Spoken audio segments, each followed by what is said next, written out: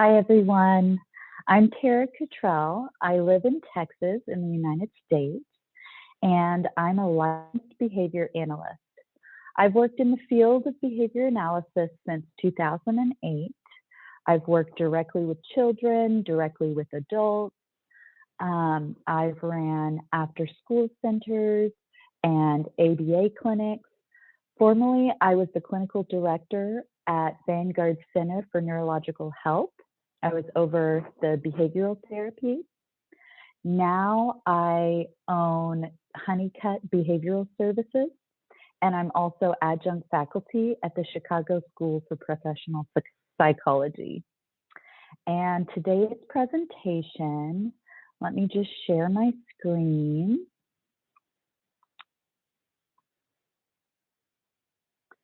Let's see. There we go. So today's presentation is about ABA intervention, improving the quality of life for people with differing abilities. So a lot of you have probably heard of ABA treatment for autism.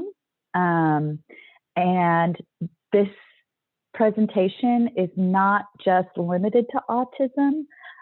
It is a great treatment for autism, but also a wide range of things like self-help and for a wide range of disabilities. And not all disabilities are apparent either. So some of the things I'll go over in this presentation is what is ABA and what to do with it, helping those with differing abilities at school, at home, and in the community. So first, let's talk about, in really simplistic terms, what behavior analysis is. Simply put, it's the scientific study of behavior and learning. And applied behavior analysis, ABA, is the real-world application of behaviorism, often in the form of therapy. We may hear it a lot in the context of therapy, but it can be applied to a wide range of scenarios. We all have behavior. So some different ways that it can be applied.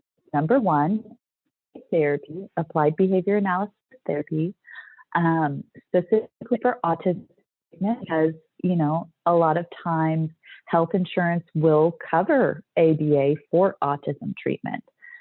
So that's why it's very common there. It's also used for addiction treatment and organizational behavior management.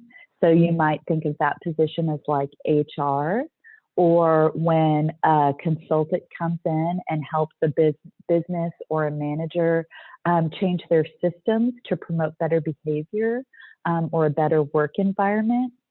And behavior analysis can also benefit social workers, whether they're working with an individual or the general population for, you know, public health. So at the beginning of the pandemic, there were a lot of positions posted, you know, on the state and city level, looking for behavior analysts to help set things up and develop systems that promote healthier behavior. So they might come in and say, you know, hey, we need help rearranging the stores so that the flow of traffic and how people behave in the stores, we can avoid congestion and gathering large groups of people throughout the aisles in the stores. Also, behavior analysts are counselors sometimes, and so they'll focus more on internal events and cognitive processes. So identify the thought, the feeling, and the behavior. What was your problem solving like? And they can kind of coach you through using these behavior principles within your own mind and your own thinking, your own goal setting. They can also be a psychological assistant, sports coach. They can help with weight loss programs. So helping us to change our own personal habits to improve our own quality of life. Also, animal behavior consultant. So we all have behavior, and there's a wide range of applications. And I really want to use the science to help our global population. We can affect the whole world with this science. So how do we change behavior? Well, we can change the physical environment. So we can arrange things to cue the desired behavior we want, take away things that cue behavior we don't want to do, and remove those from our environment. That'll set us up for success. And then also we change the contingencies present. And by contingency, I mean the relationship of, first I do this, then I get this. And you can take a good person and put them in an environment that has contingencies present that might reward writing a report more quickly rather than more accurately. So you can take a good person and put them in an environment that has contingencies for poor behavior, and they may engage in that behavior. The next thing we do is target and teach skills. So in the science of behavior, we find out what is the most efficient and effective way that people learn and how we can teach. And so we develop techniques that are research-based to help teach these skills. And using this to help people with disabilities is a strong passion of mine, and looking into, what is a disability? Sometimes it's not readily apparent that somebody has a disability, and they may still have a disability. The WHO defines disability in a way that they say functioning and disability are results of the interaction between the health conditions of the person and their environment. So I'm really passionate about helping this population because they're often neglected and sometimes ostracized from our community and our society. So there are 3 different places, and I really can go anywhere where they go to help them improve their quality of life in all these different aspects. One of the first places I'd like to discuss is at school. And so when you have a child with a disability or with problematic behavior, you want them to be able to succeed at school. And sometimes they may be really successful in that one-on-one learning atmosphere, that environment. But then at school, we can really bridge the gap by explicitly teaching learning within the group. And that can change the trajectory of their whole life. If a student can learn within a group, it opens up more opportunities and more environments to them. So first, when I go in to a school, well, first I'll, meet with the caregiver generally, meet with them, figure out what's going on, what are the problems they're having, what can I help with? And then I also develop relationships with the school and principal. And it always comes back to relationships with me, building the relationship with the parent, with the client, with the community, with the school. And so I go out there and I purposely make relationships with schools and principals and teachers. And I'll meet with the parents and the teachers at the same time. And we can see, what are they having trouble with? If the school allows it, I can observe the routine right in the school environment. I can watch and see what's going on. Public schools don't always allow behavior analysts in to observe, but they may be able to have specialized meetings with you and their teacher and their principal and the parent. And these are called IEP meetings or ARD meetings, talking about the child's plan. And so I'll go in and I'll look at what's going on, and we can create a program that can be used in the classroom to increase that desirable behavior and manage problematic behavior. And I'll meet with them, I'll create the plan and meet again to train it and explain the plan. And it's really important when you're in these situations to listen to the teacher and put yourself in their shoes. Is this plan simple enough that if there's a room full of kids that are talking or running around or screaming, can I put this plan into action? Would I be able to do that? If I'm a tired parent that's been up all night, can I still do this plan? So we want to set reasonable goals and come up with simple, easy to use plans to help these kids succeed in these different environments. And when we develop relationships with the principal and the teacher, we can help inspire them and engage them in this support and show them that it can work. We can overcome this problem together and set up these supports so that they can maintain them over time. The next place I would like to go, entering their world in every aspect, is the home. So go home, meet their family, see what it's like. What is their room like? What is their routine like? What are their chores and responsibilities? What are their relationships like at home, maybe in their neighborhood? So again, building relationships. When I come in, I'll meet with the caregiver, figure out what's going on, but I'll also interact with siblings. I'll see, who's coming to play with them in the front yard and develop those relationships because, if the sibling interacts with me, I can redirect them to their sibling and help enrich that relationship.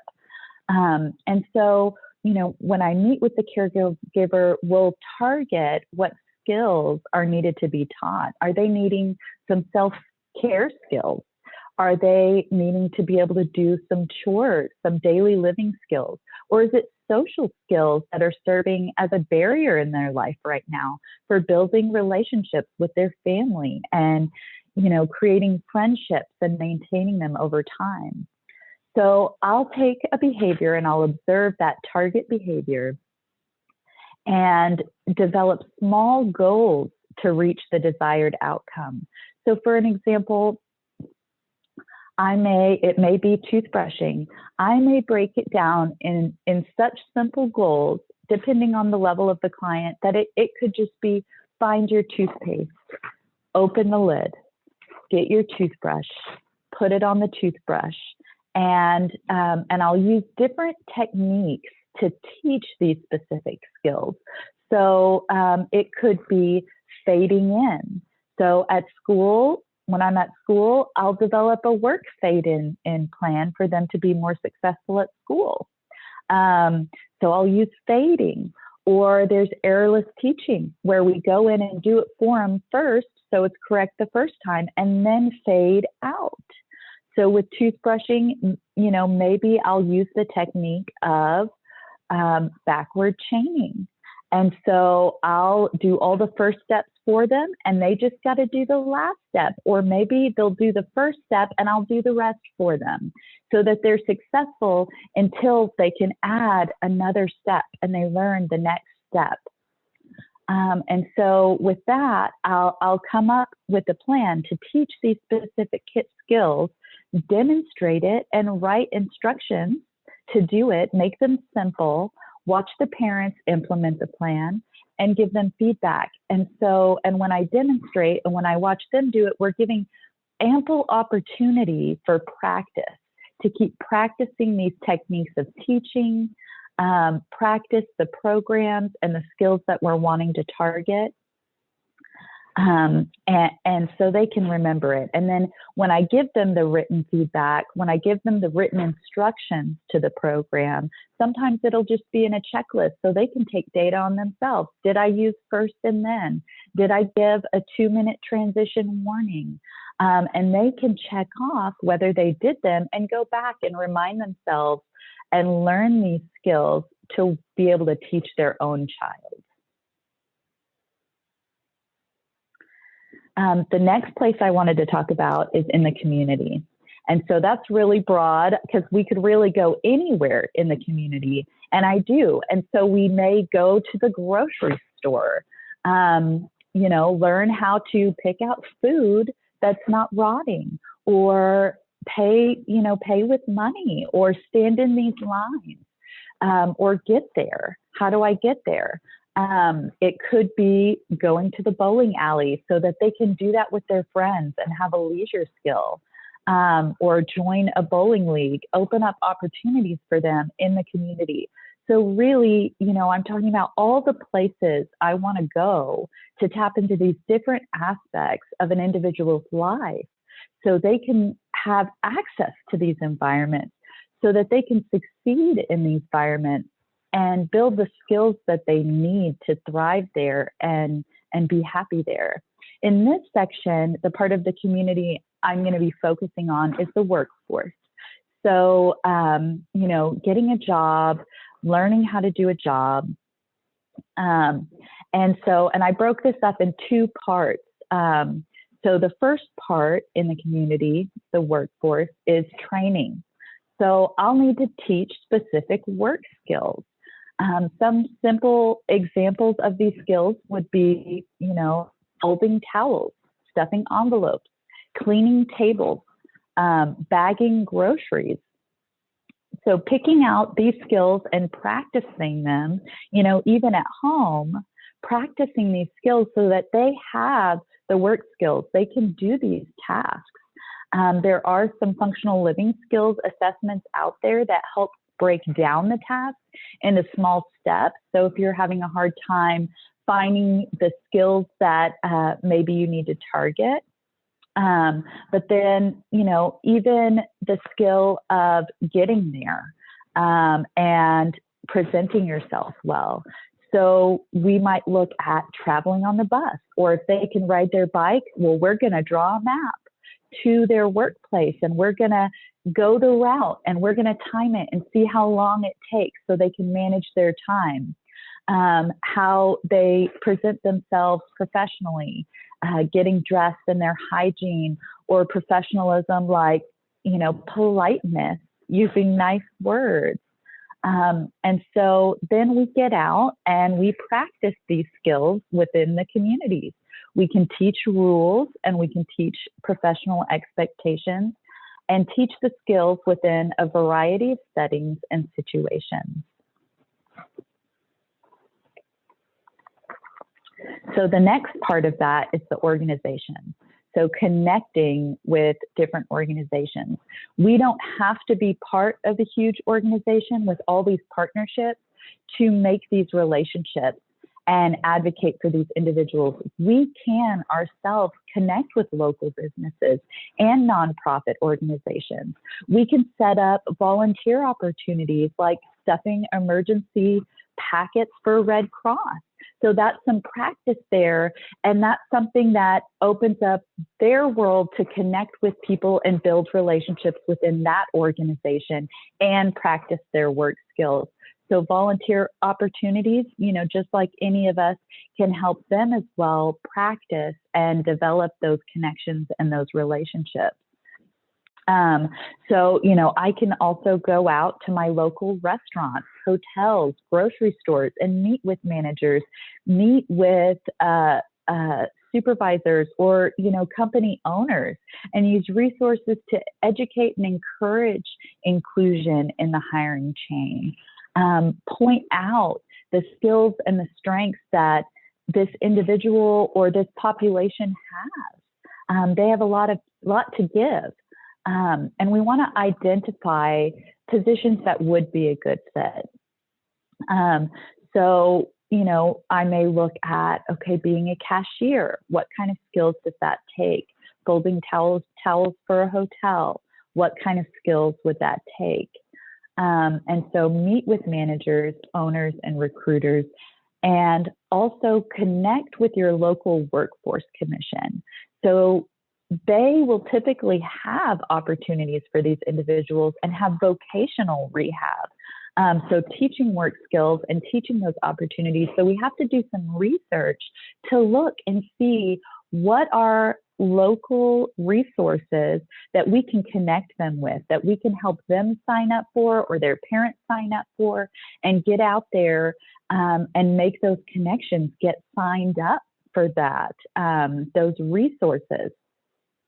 And then when they find a job, when they get a position, we need to determine the needed accommodations. So identify what the needed accommodations are, and then also meet with the supervisors about providing these accommodations. So to maintain that professional politeness, if they're a cashier, they may need a break after 2 hours. That might be a lot for them. And you'll know your client's skill set better, after working with them. Do they need a break after socializing for 2 hours? If they're taking orders, that's a lot of interaction with the public.